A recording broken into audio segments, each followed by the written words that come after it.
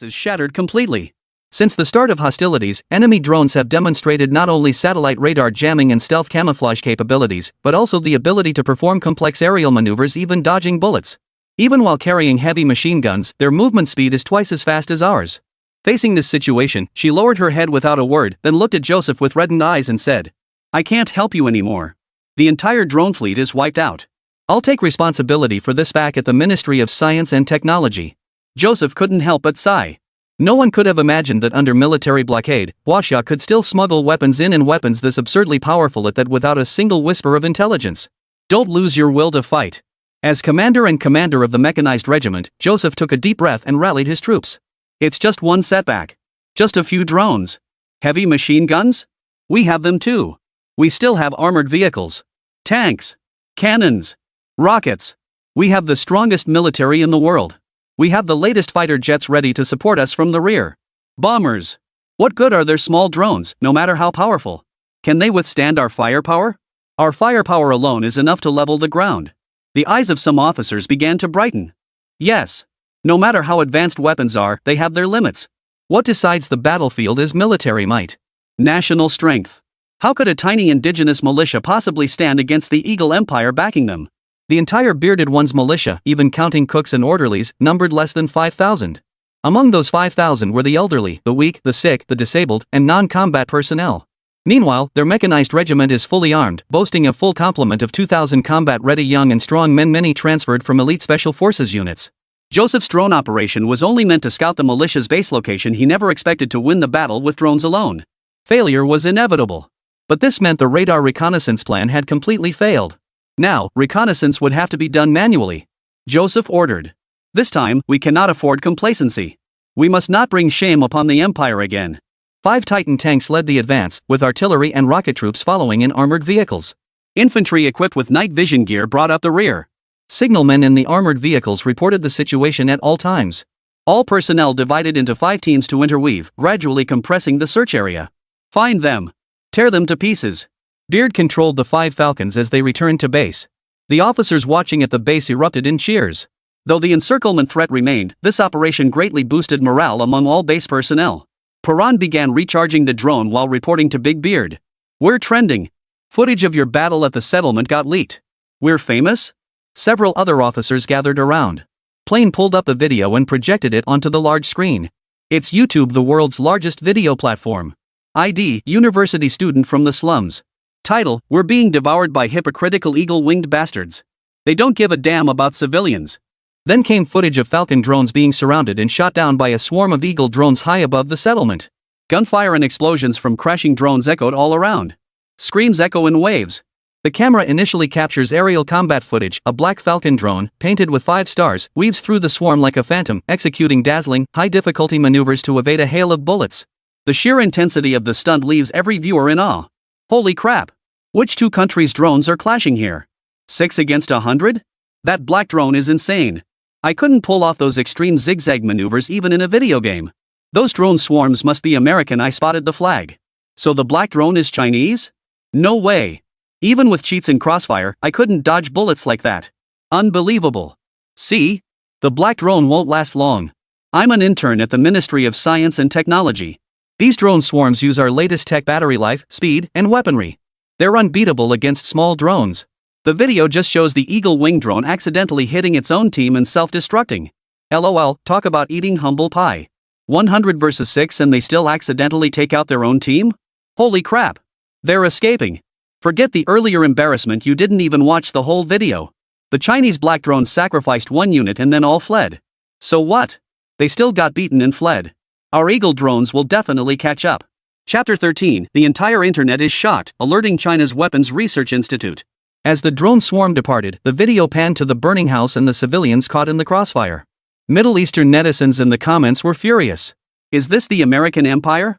Can't beat the enemy, so they take it out on our civilians? What about freedom and democracy? How can they ignore the lives of civilians in another country? Damn it! If it weren't for the black drones distracting them, I can't even imagine what this settlement would have become. I wish someone would save us. Meanwhile, some Israeli and American citizens are upset. What's it got to do with us? You showed up on our battlefield. Who's to blame for getting caught in the crossfire? Get the hell off my land, you devilish natives. Well done. Want to know what happened next? All those black drones got shot down by the Eagle Empire's drones. Ha! For a moment, the bearded man in front of the screen was so furious he laughed. Damn it! Those ungrateful bastards in Israel occupying our territory and now trying to slaughter our people. Those arrogant, delusional fools. Paran. Release the Falcon's Eye footage. Paran nodded, quickly edited the Falcon drone footage and posted it. Using his own account. ID, Middle East Outlaw. Title, 1 against 100. Battlefield footage of the Eagle drone's total annihilation. The moment this title appeared, it instantly drew a massive crowd of onlookers. Clickbait? Let's see. Probably a gaming video, it looks so real. But after clicking to watch, netizens grew increasingly uneasy. Wait. Isn't that black drone the same one from the civilian footage earlier? And the ones chasing it are Eagle brand drones? Is this a follow-up? This isn't a game video. It's actual battlefield footage from a recorder. I'm a mercenary, I know. Holy. That's our Chinese drone. So badass. But when did the war start? Why are there so many American drones chasing us? As the distance closed, the Eagle flag netizen from earlier grew cocky. Ha! Told you we'd catch up. Prepare to die. I remember the latest breakthrough from the Ministry of Science and Technology. Our drones can hit 120 km/h. New. Faster, faster. Oh no, it's over, they've caught up. Just as netizens were watching the drama unfold, the Falcon began its speed surge. In just 10 seconds, it left the Eagle's drone eating its dust. Holy crap! That was fast. For a second, I felt like I was on a roller coaster. Another slap in the face. This is the level our Chinese weapons should be at. What was the speed at that point? 150 km/h? As a tech enthusiast, based on the distance and time in the video, the black drone's speed in the last 5 seconds was approaching 200 km/h. My car can't even go that fast. Slowing down again. It's accelerating again. This is toying with the Eagle wing drones behind it. Ha! In the video, the black Huaxia drone repeatedly tormented the trailing drone, leaving the Eagle-branded netizens speechless until they saw the black drone come to a halt, surrounded by a swarm of Eagle-branded drones. They cheered. Serves you right for showing off. Ran out of juice, huh? Just wait till we blast you to smithereens. Oh, and guess what? These black drones don't have guns, they're just sitting there waiting to be shot to pieces. Keep yapping. Where are your people, Rabbit? The Chinese netizens were too frustrated to speak. But then, the Falcon drone pulled out its menacing heavy machine gun barrel. Blue fire engulfed the sky. The Eagle brand drone swarm shattered into pieces. The bullets unleashed weren't just bullets, they were the pent-up frustration of Rabbit netizens and Middle Eastern netizens. Instantly soothed. Holy. That felt good. Awesome. Drones mounting heavy machine guns, who else can do that? Weren't they supposed to be riddled with holes? Who got riddled with holes? Speak up. Holy crap, 1 against 100, unstoppable. This is like watching Transformers. How did they even fit a heavy machine gun in there? Damn, my Rabbit. Hilarious. 97 enemies destroyed. 97 is the enemy limit, not ours. Doesn't anyone want to know where this firefight happened? Suddenly, some resourceful netizens started digging into the details. Judging by the weather, sunlight, architectural style, and IP, it's probably near Bazistan. Feels like that armed group the Eagle Empire announced they'd be hunting down after the crash. Yep.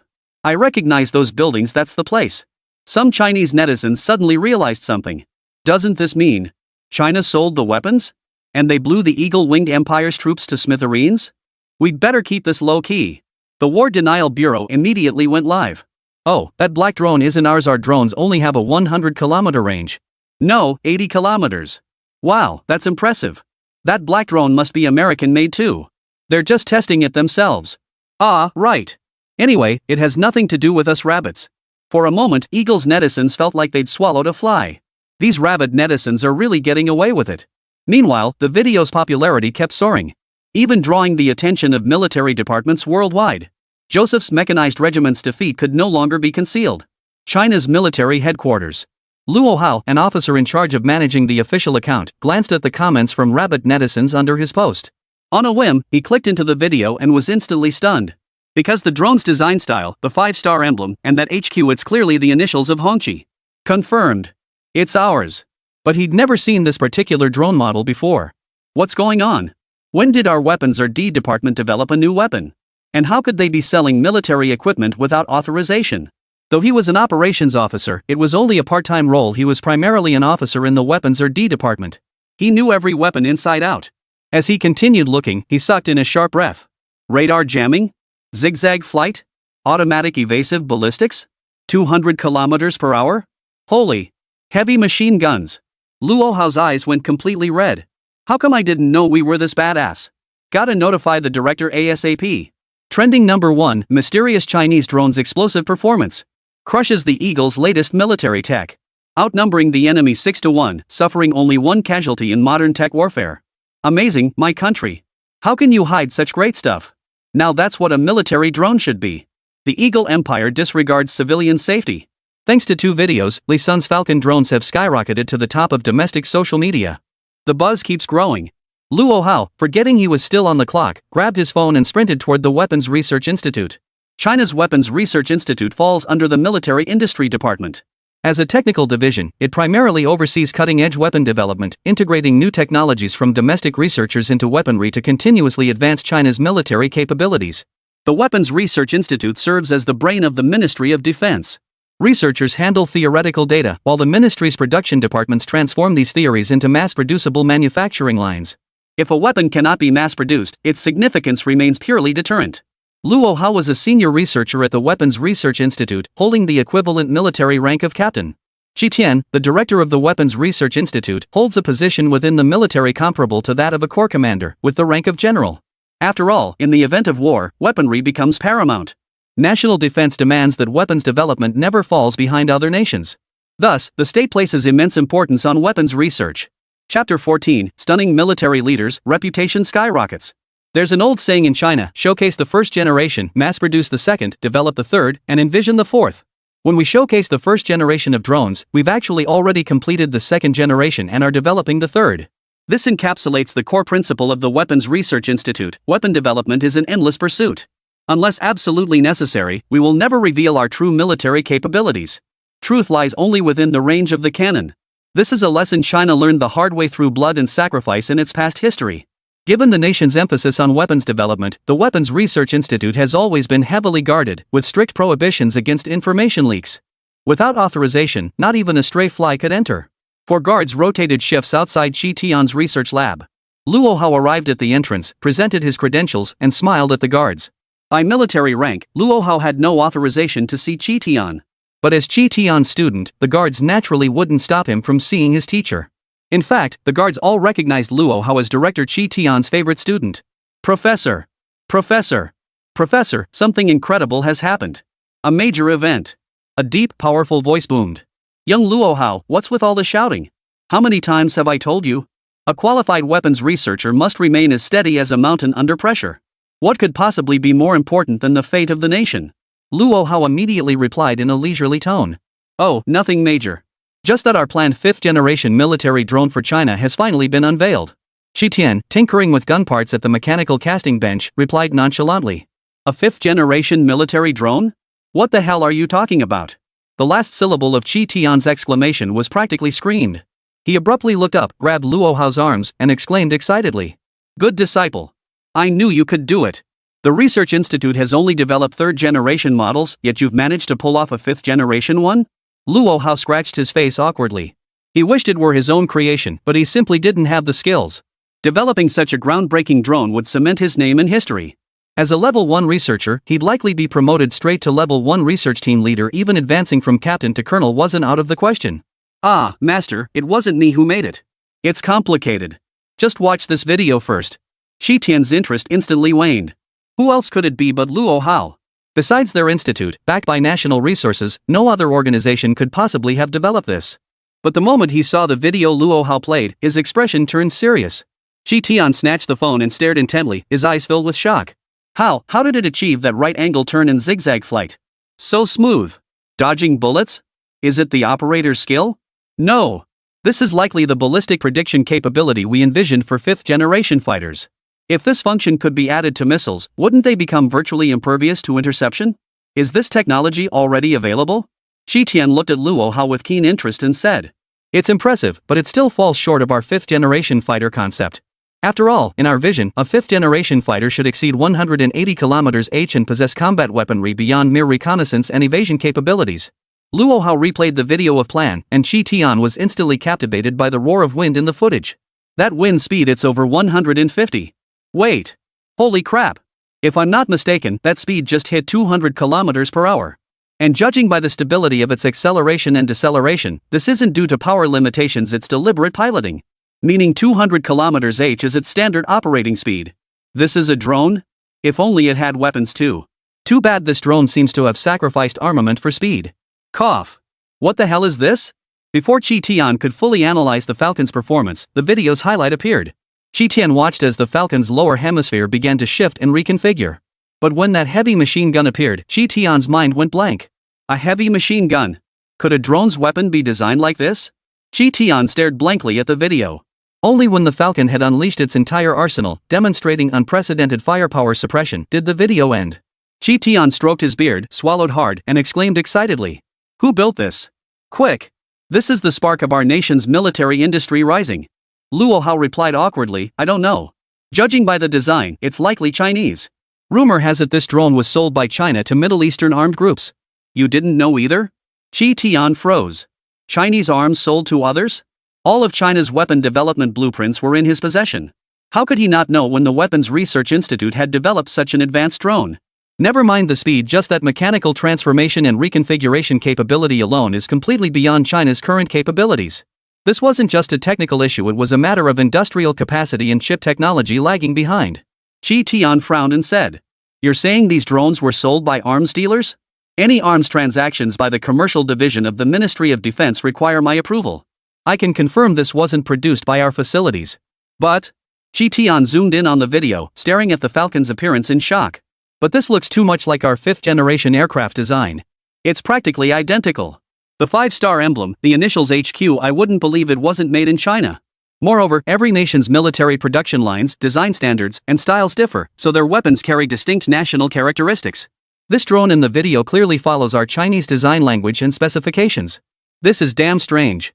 Either someone secretly used our production line. Find them. Luo Hao's expression turned grave. I'll notify security to investigate. If it's an arms deal, it's likely on the dark web. I'll get cybersecurity to assist. We'll bring them to justice. Qi Tian raised an eyebrow and slapped Luo Hao on the head. Arrest my ass. Do you think he's a suspect? Bring him here properly.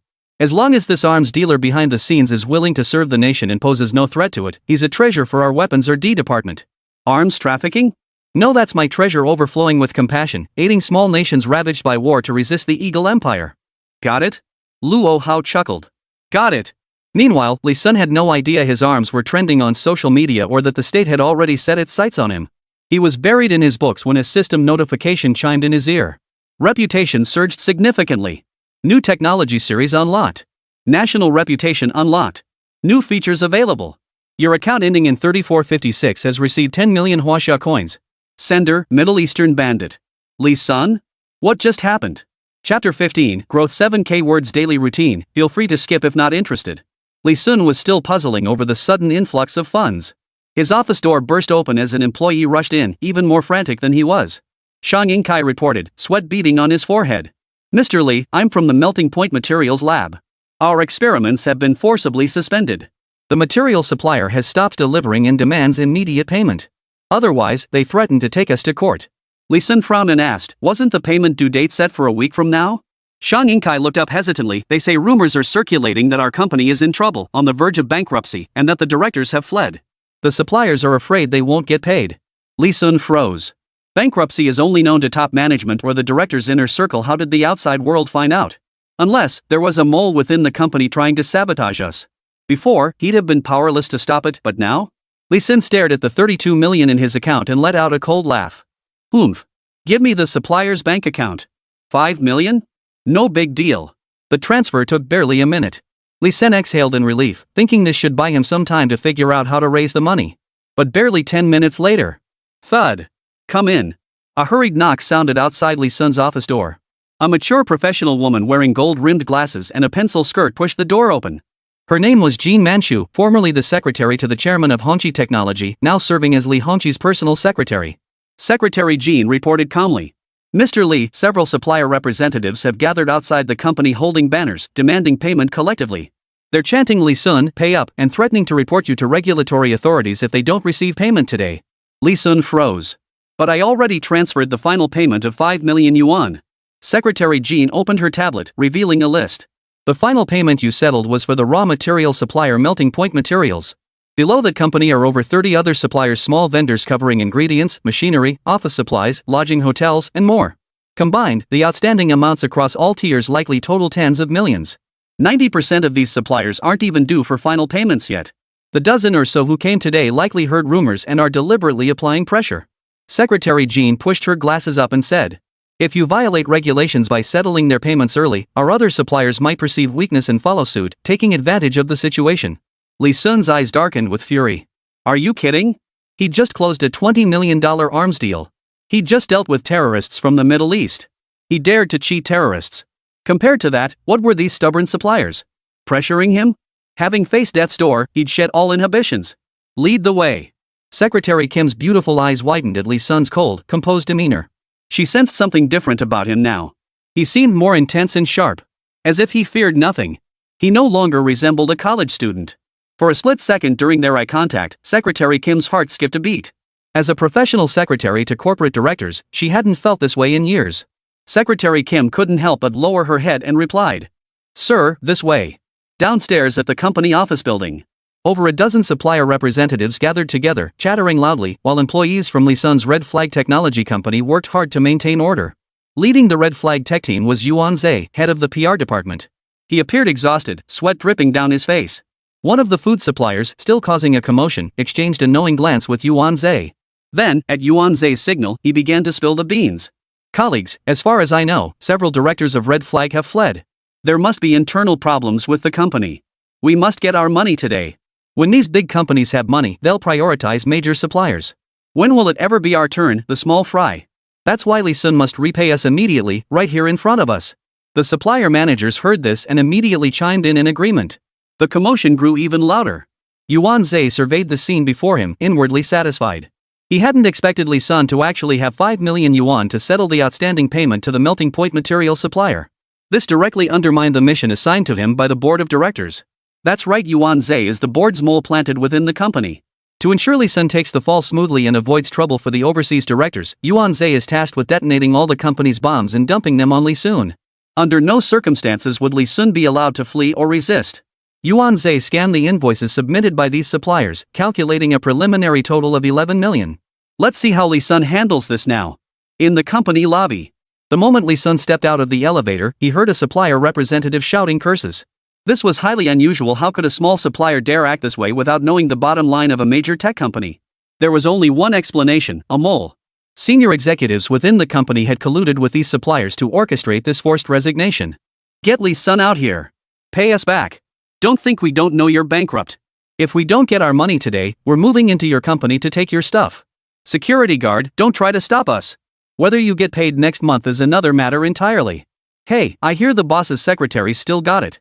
If you can't pay up, I'd be open to accepting payment in kind. Secretary Jin's face darkened at the vulgar insults, her grip on the documents tightening. Mr. Lee is here. The supplier's representatives swarmed toward him like market ladies scrambling for vegetables. With Yuan Zhe turning a blind eye, the security guards stood like decorations, failing to block them. Lee Sun frowned and pulled Secretary Jin behind him. Amid the chaos, one supplier had actually tried to grope Secretary Kim. Lee Sun barked coldly.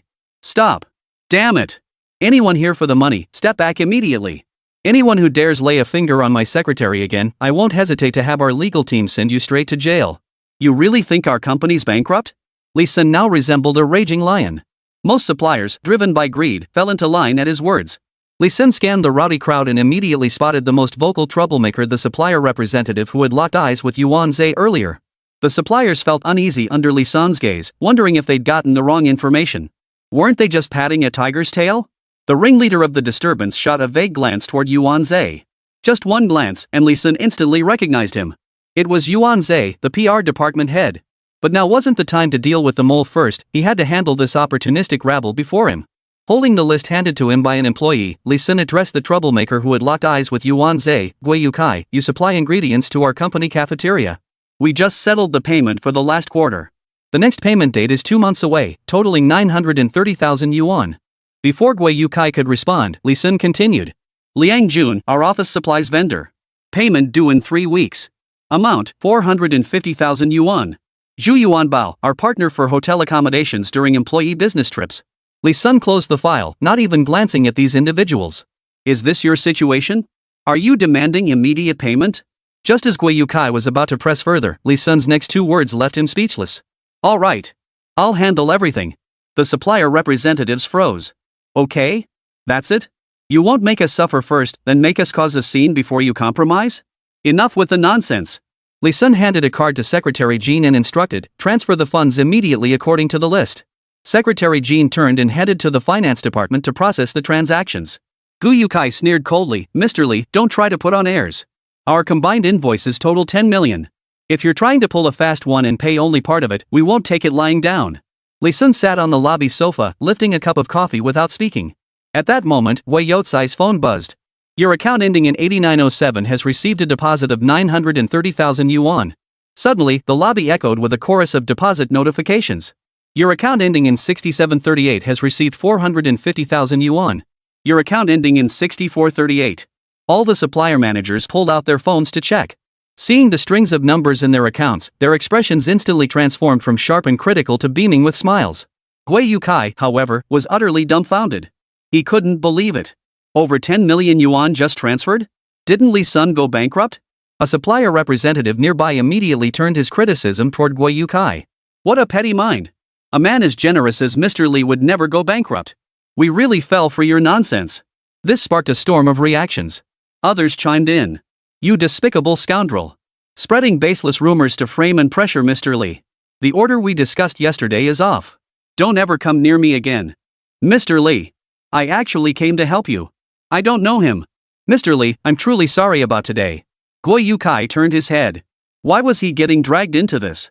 Today was supposed to be Lee Sun's day of reckoning. Bitter thoughts churned in his heart. Yuan Zhe had offered him a huge order in exchange for helping take down Lee Sun, but now that things had gone wrong, he'd been abandoned. He'd lost both the battle and the wife. Gui Yukai looked at Yuan Zhe, only to see Yuan Zhe flash him a throat-slitting gesture. Threatening him. Gui Yukai clamped his mouth shut.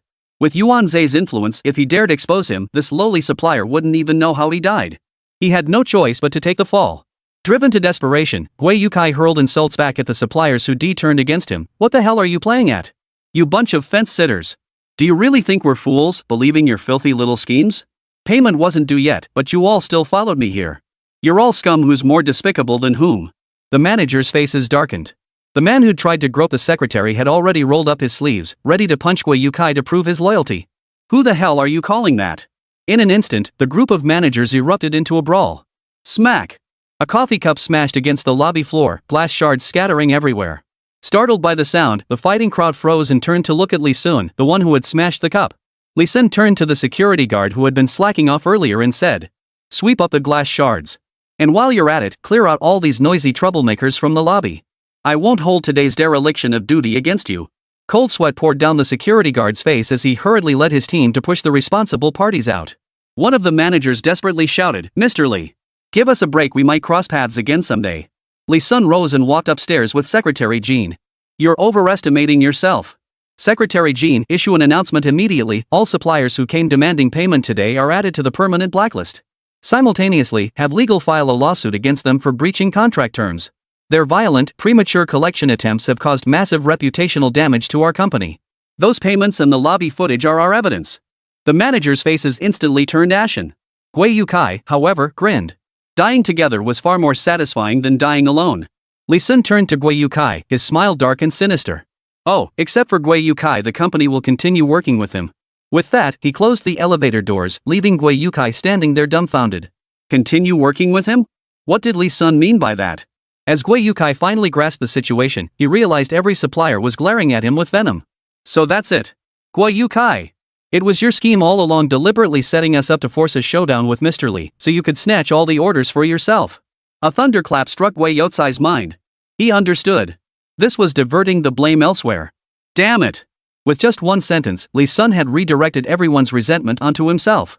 Not only did he remove these subpar suppliers from the partnership list, but he also made an example of them, showing absent suppliers the consequences of demanding payment prematurely, so they wouldn't dare act recklessly again. Killing 3 birds with 1 stone. No! Gui Yukai couldn't refuse the order even if he knew it was a trap. He still had his factory and family to support. This forced him to align with Lee Sun, helping him silence the bankruptcy rumors. Killing 4 birds with 1 stone. Gui Yukai swallowed hard. Wasn't Lee Sun just a recent college graduate? This was playing an open strategy in a rather terrifying way.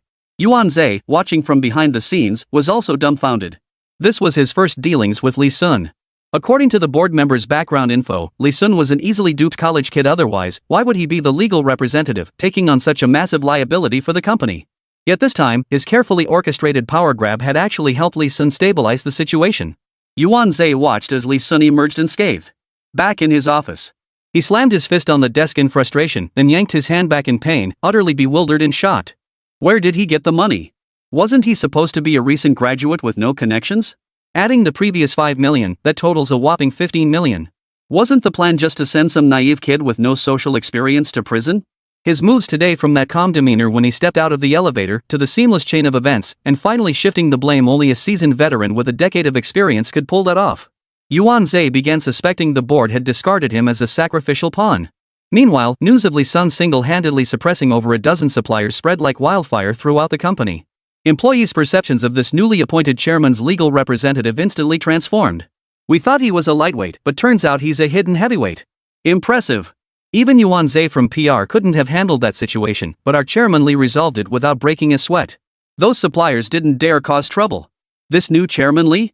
He's just out of college, but he's got real talent. Finally, the rumors about our company going bankrupt are dead and buried. President Li is terrifyingly impressive. Meanwhile, Li Sun was preparing to leave work. Secretary Jean trailed behind him, secretly terrified. She alone knew the company's troubles were very real.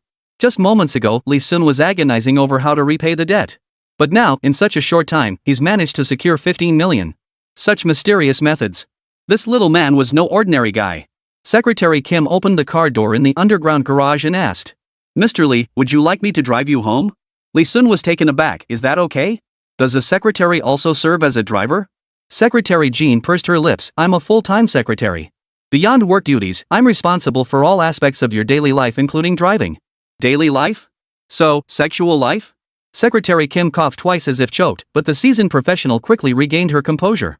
Turning to Li Sun, she said, "I'm older than you, you know. If you're willing, I wouldn't be at a disadvantage. You're quite handsome, Mr. Li, a real young hunk." At this lewd remark, it was Li Sun who coughed. "Ahem, just kidding." Secretary Jean rolled her eyes inwardly, thinking with disdain, "Little punk trying to flirt with me? Scared now?"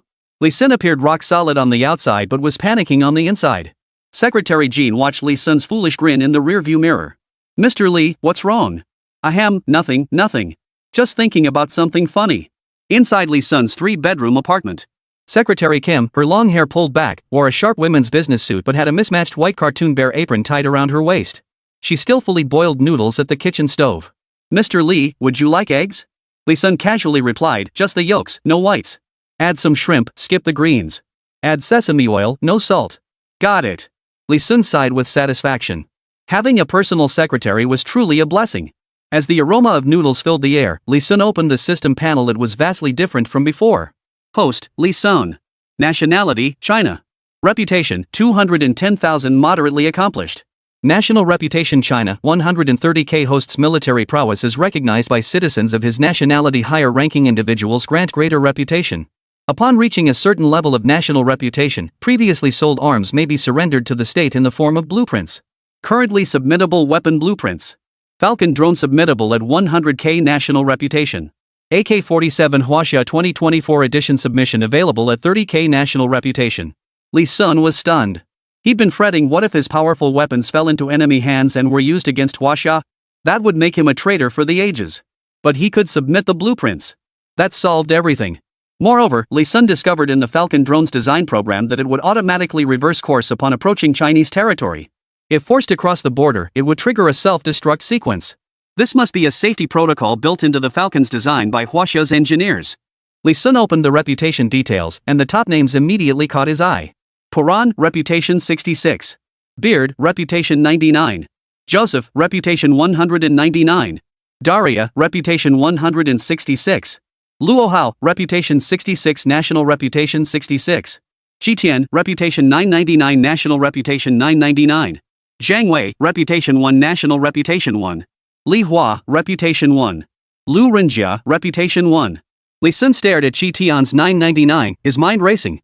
Most people offered reputations between 110 and 120. Even the bearded guy at 99 was already a colonel. But Qitian? Judging by the name, he's definitely from China. Damn it. He must have caught the attention of some big shot in the Chinese military. Li Sun couldn't help but panic. Even before his transmigration, he'd never encountered officials higher than a county bureau chief. He'd barely set foot in a police station, let alone dealt with military bigwigs. In China, you might get away with playing dumb with some stubborn civilians among the police. But when facing military officers? One had to think twice. As Li Sun panicked, the system continued. Reputation first breaks 100,000. Grand gift package confirmed. Intelligence significantly enhanced. Mental capacity dramatically increased. A surge of clarity began coursing through Li Sun's mind. If the previous enhancement had felt like a world-altering rush, this mental boost brought a sense of wisdom that seemed to pierce through all earthly illusions. Utter lucidity. Having just finished the opening of Atomism, he instantly lost all desire to continue reading. It felt as though he could predict the calculations and conclusions of the text based on what he'd already seen. He had transformed from a normal genius into a transcendent, otherworldly being. His first enhancement had placed him at the level of a conventional scientific genius. Now, his mind rivaled that of the world's top 100 researchers. Huff. Li Sun exhaled slowly. Before he could fully grasp the extent of his brain's enhancement, the system continued. A qualified arms dealer must possess not only formidable mental fortitude and an unparalleled intellect, but also a physique capable of withstanding any crisis. The host's physical strength will now undergo a massive enhancement. A warm current radiated from Li Sun's abdomen, spreading throughout his limbs and entire body. So hot. Li Sun felt as if a furnace had been placed inside his stomach. This furnace relentlessly scorched and forged his bones, burning away his body fat. His skin felt like it was boiling. Ugh. Ah. Li Sun couldn't help but rip off his sweat-soaked shirt and fling it aside. Thankfully, the process didn't last long before stopping, but those few seconds were enough to make Li Sun cry out. When he looked up again, he saw Secretary Jean holding the prepared noodles, her ruby lips slightly parted, eyes fixed intently on him. Her gaze held 7 parts surprise, and perhaps even 3 parts something else. Secretary Kim placed the noodles in front of Li Sun and remarked, seemingly out of the blue. I never expected Mr. Li to be in such great shape.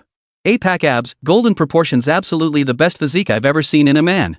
Li Sun froze. As a struggling college student, he had no time for gym workouts. Forget abs, he was lucky not to have a beer belly. He immediately stood up and glanced at his reflection in the nearby glass door. The reflection showed him with muscles like some Marvel superheroes, not as massive, but absolutely perfect in shape and proportion. Was this what the system meant by a massive boost in physical strength? Is this just burning off all that fat for him?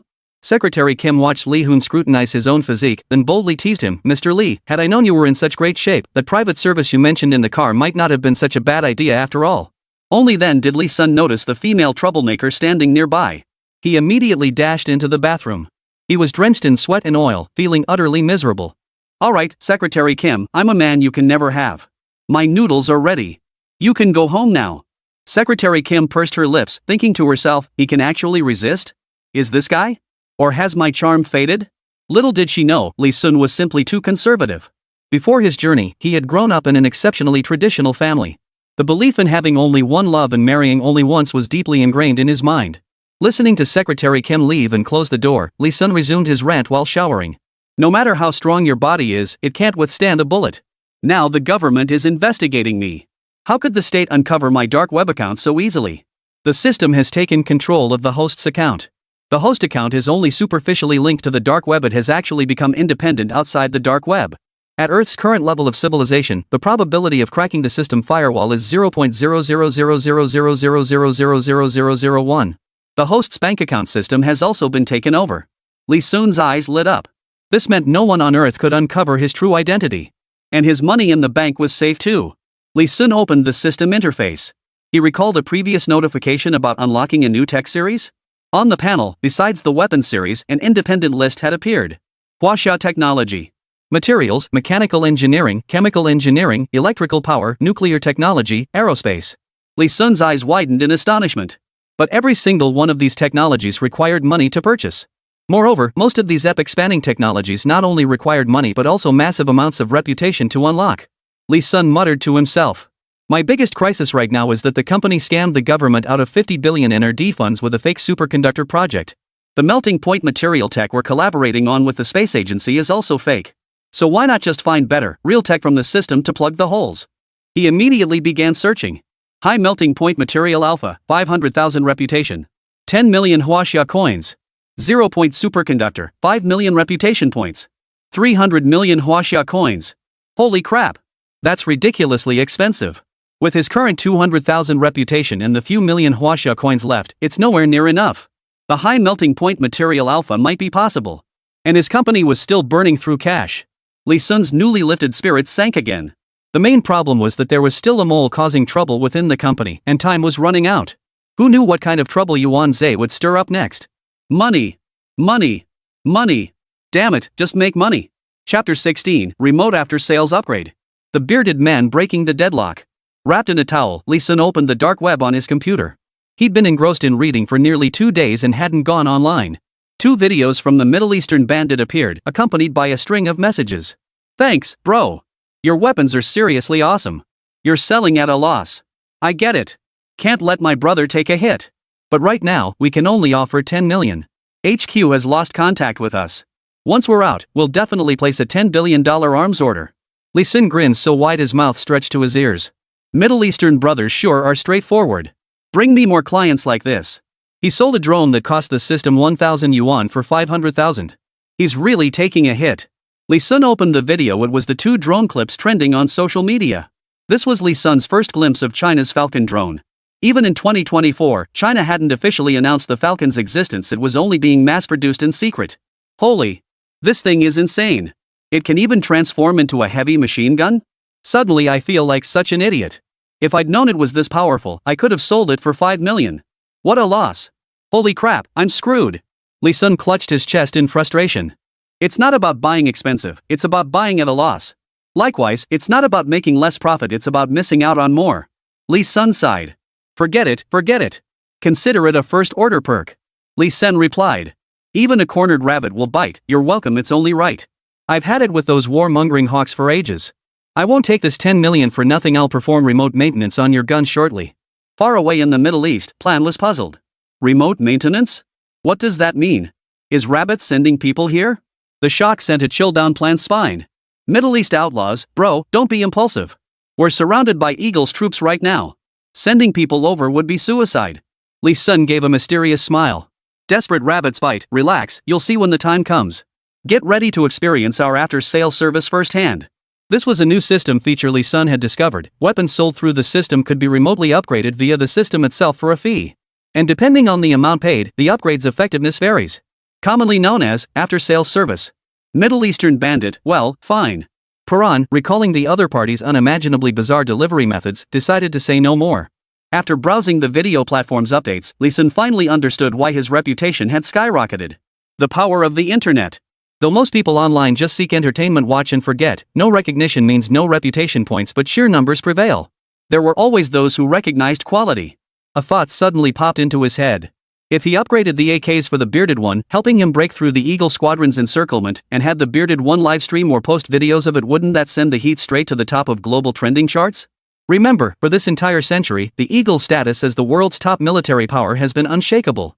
A failed siege? Impossible. Helping the bearded one break through would be the first time anyone had ever dealt such a crushing blow to the Eagle Empire. It would even shatter the world's perception of Eagle Sage's military invincibility. It would be like when feudal lords shot arrows at the Zhou Emperor the moment his authority crumbled. The bearded one is that arrow. The Eagle Empire's hegemonic authority is the one shattered. Li Sun grew excited. What Chinese person could resist the temptation to participate in overthrowing imperialism? This is the kind of thing that gets you into the family annals. Alright. Let me carefully select which functions to enhance on that batch of guns. Infrared sights, semi-automatic headshot targeting assistance. Li Sun stroked his chin in thought. With the Eagle's drone swarm annihilated, the Eagle's military would be furious. When they hunted down the bearded one, they'd surely beef up their military hardware. Armored vehicles, tanks, even fighter jets and bombers might appear. Then we need more armor-piercing rounds. Fragmentation rounds. Sniper scopes. Heavy caliber barrels. Yes. Change the caliber too. Go big. Plus. Li Sun lay sprawled on the bed, a devilish grin spreading across his face. With all these modifications, it could no longer be called a rifle. Large caliber, sniper scope, long range, auto aim, armor-piercing rounds. That's practically a sniper cannon. One shot, one tank. Even a fighter jet flying too close would get blown to bits. The only downside was the cost. Li Sun spent 2 million just to complete the aftermarket upgrades for 100 rifles. The rest only got an auxiliary semi-auto aiming function. As for the ammunition? This time, it's on the bearded guy.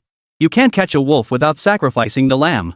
Lee Sun valued the subsequent prestige and the billion-dollar order after breaking through the siege. He trusted this Middle Eastern warlord wouldn't deceive him. Alright. Lee Sun authorized the after-sales service directive. Meanwhile, deep in the Middle Eastern desert, within the base, the sound of drone machine gun fire echoed in Puran's ears. The bearded man burst in, shouting, "The Eagle Squad's forces have infiltrated our position. Quick! Everyone, go to last-ditch battle mode."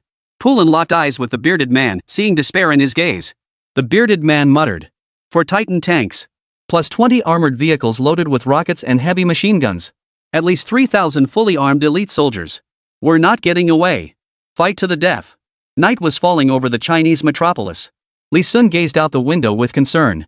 Middle East Bandit had sent him one final urgent message: the encirclement has begun. Then the connection cut off. He didn't know if Middle East Bandit and his team could break through the siege. The system upgrade for those 100 rifles would take 20 minutes to complete.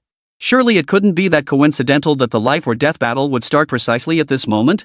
Meanwhile, in the vast desert south of Iran in the Middle East, the hideout of the bearded ones, it was already midnight due to the time difference. The Eagle Squadron forces advanced like demons in the night, moving with methodical precision. Their target was clear. Straight toward the location of Big Beard's base. Simultaneously, 4 tanks and 5 armored vehicles deliberately began splitting up, forming a tight encirclement under the cover of night. At the front of the Eagle Squadron's advance, several soldiers escorted a group of Middle Eastern civilians, their faces blank and numb beneath headscarves, who were guiding the way. Inside the command center, Joseph declared with confidence, "I was right. Those armed natives number 4 to 5,000 strong. Food is a major issue. They must be purchasing military supplies from nearby settlements and civilians. These civilians are their own kind, so their guard is down." Sure enough, capturing a few hundred settlers from the settlements made them spill the beans. The officer commanding the vanguard unit, Colonel Ork, marveled. The commander's insight is truly remarkable. These indigenous civilians were the middlemen liaising between the settlements and the armed tribes' bases, living off commissions. A little torture followed by monetary incentives got them spilling the beans. Fearing the armed groups might renege, these natives secretly scouted out their base locations. A stroke of luck for us. Ork clapped his hands, glancing at Ola, the former elite vanguard soldier now fully recovered from his injuries behind him. A flash of anger crossed his eyes. Ola was his younger brother.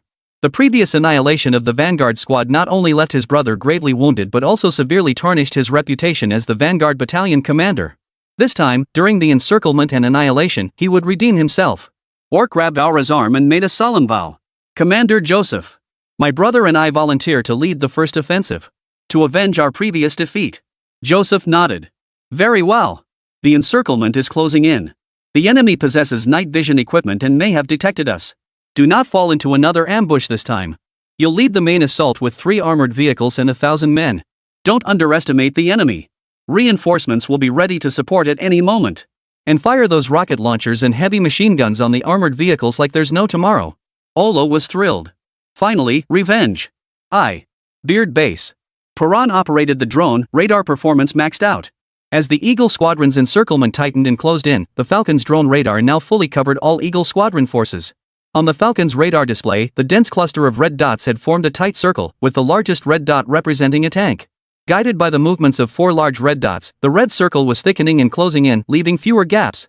The 5th large red dot, the Titan tank, remained stationed at the rear, likely marking the location of the Eagle Squadron command post. Plan immediately suggested. "Colonel, the encirclement isn't fully closed yet. The largest gap lies to the northwest. If we muster all our forces to break through there, we might still have a sliver of hope. We still have the Falcon drone and Mr. Rabbit's AK. A frontal assault would give us an advantage over any other team. With the drone's suicide attack and our fire suppression, we can definitely get the operatives and you out safely." The other operatives and subordinates chimed in. "Right. So what if they have tanks and artillery? We'll take one down before we go down." "Exactly. Our firepower isn't weak either. 18 Falcon drones left means 18 auto-targeting heavy machine guns. No modern infantry unit can get close to us before we run out of ammo." Each has their own expertise. As the leader of this armed group, Beard is its very soul. If Plan wants the soul to survive, the organization will endure. The war-torn civilians of the Middle East need a voice to say no to the world's dominant power, the Eagle. Exhaustion crept into the bearded one's face as he sighed. "You want to send me out on a suicide mission? No way. I stand with you to the end. And as far as I know, the tanks deployed this time aren't ordinary ones, they're Titan tanks, the ultimate in the Eagle's tank lineup. It's a heavy tank impervious to standard explosives and grenades, let alone bullets. Machine gun fire would barely leave a white mark on its hull. Not only is its defense unmatched, but it's also equipped with 2 heavy machine guns mounted alongside its main cannon. And its mobility rivals that of standard light tanks. Its sole weak point, the observation port, is sealed with the latest bulletproof glass. With support from surrounding Eagle soldiers and armored vehicles, even if all our Falcon drones detonated themselves, we might not take down a single Titan. If Plan Piran is implemented, we'll have a 99% chance of perishing en route. We won't break through. Because whatever we can conceive, wouldn't Joseph have thought of it too? If we can't breach the defenses quickly, we'll be trapped like fish in a barrel. Sand whipped through the base, making the scars on the bearded man's face twitch as he slowly revealed his own plan. Therefore, we must strike with an unexpected force. We must do what the Eagle Empire's army never expects. We must fight with our backs against the wall. Piran frowned in confusion, but what could possibly surprise the Eagle Empire's forces? The bearded man stood tall and laughed. We'll strike first. No retreat. We'll charge straight at their command post. They'll never expect us to turn the tables in such a desperate encirclement with overwhelming firepower. Instead of breaking through the gaps, we'll charge straight into the thickest of their fire. Most crucially, they don't know the radar range of China's Falcon drones is so insane it'll expose their command post's location instantly. These 2 factors are the foundation of our surprise attack. Piran opened his mouth, his eyes filled with complexity, but no words came out. He understood the bearded one didn't want the organization's men dying one by one just to get him out. Because no matter how Big Beard spun it, charging the Eagle's command post was suicide. Even if they caught them off guard, the best outcome would be mutual destruction. The bearded one looked at Plan and declared. From this moment on, we split into 2 forces. I formally hand over command to Major Poulin. You lead 4,000 men to break through the largest gap in the northwest. As for me, I'll lead 900 warriors straight to the Eagle's main camp. Buying you time. Cover our rear. Chapter 17, Global Broadcast, Assault begins. You are the soul of this organization, you cannot die. At this moment, Plan finally understood the bearded one's true intentions. What Eagle Sword command post? This is a diversionary tactic. Big Beard knew this tactic was a suicide mission, but such a doomed charge was a calculated gambit, forcing Eagle's entire military firepower to rush back to the headquarters. Only then would Plan, leading the main force, have a chance to break through the northwest gap. The bearded one waved his hand. No one is expendable. But someone must willingly sacrifice themselves to secure a path to survival for more valuable comrades. Major Plan. You're young, far more suited to modern warfare than I. You must live to become the next me. The bearded one turned to face all the officers of the organization, raised his fist, and shouted. So, who is willing to die with me? All operatives first pounded their chests with their fists, then roared as they raised their fists. I will. I'll go. I'm in.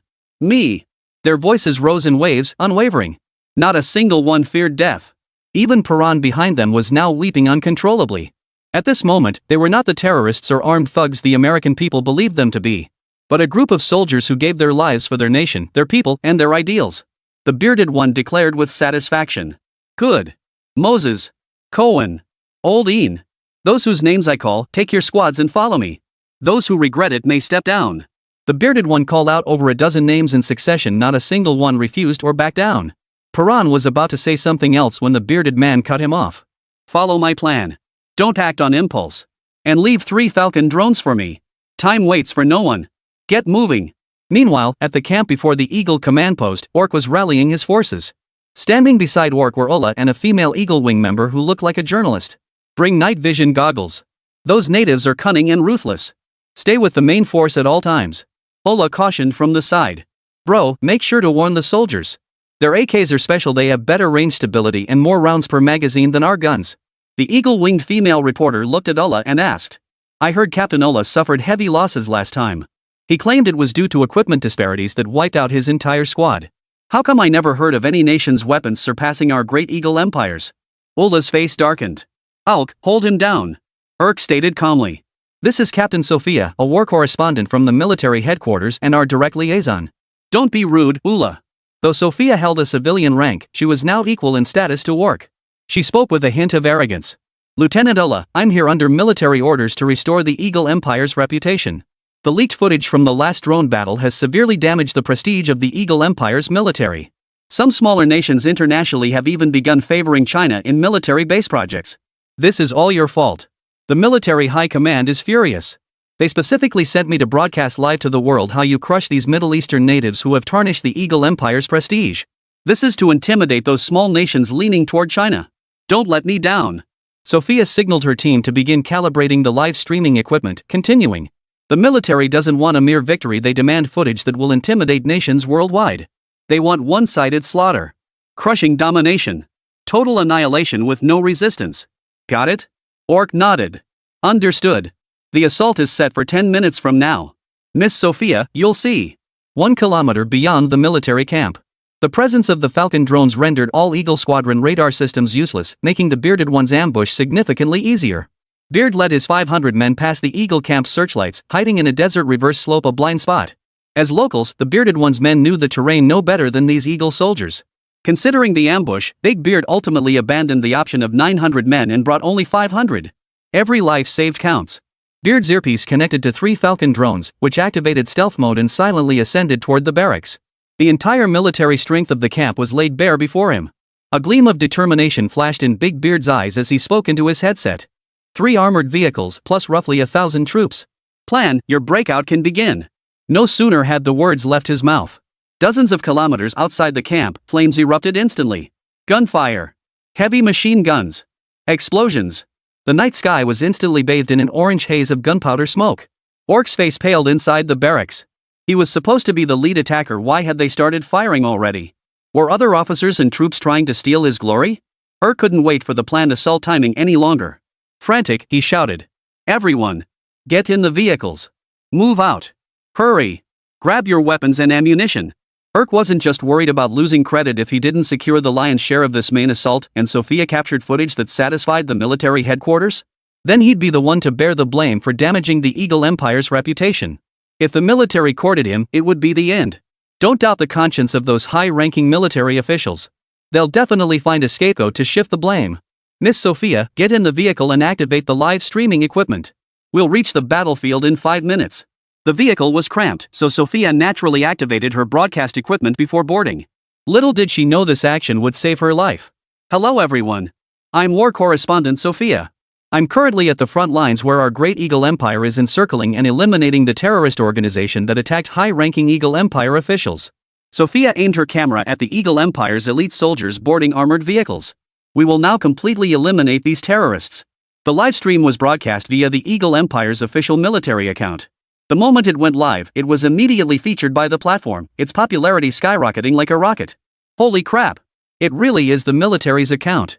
This is my first time watching a live battlefield broadcast. Only the Eagle Empire would dare pull this off. What other country would claim they're guaranteed to win?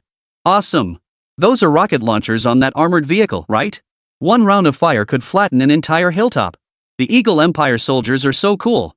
Are they hunting down that terrorist group that posted the drone warfare video last time? Looks like the Eagle Empire is here to redeem themselves. Netizens from all over the world are flocking to the news. Sophia watched the comments from netizens around the world with satisfaction. The heat had already climbed to 10th place on the platform.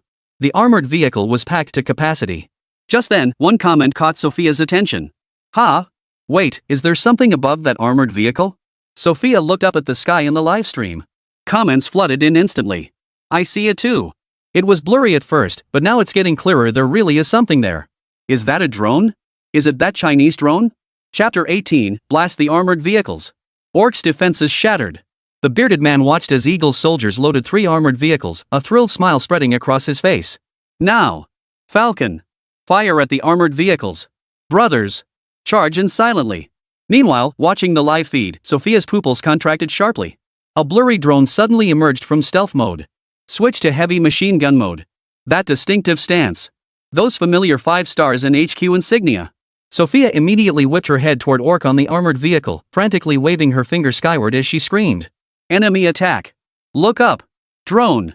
Orc looked up, utterly confused. Some veteran Eagle soldiers instinctively raised their gun barrels skyward.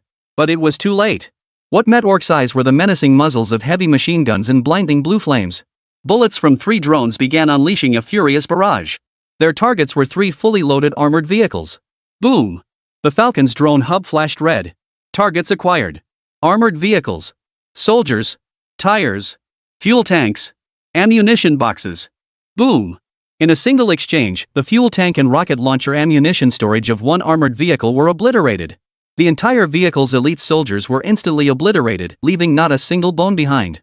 On another vehicle, Orc couldn't believe the armored vehicle had been blown apart. After all, the fuel tank and ammo boxes were protected by armor.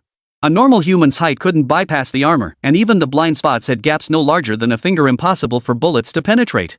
But the Falcon drone's angle was overhead. Combined with its insane auto-aiming, any opening was enough for it to strike. Having already endured one attack, Ulk urgently pulled her stunned brother out of the vehicle.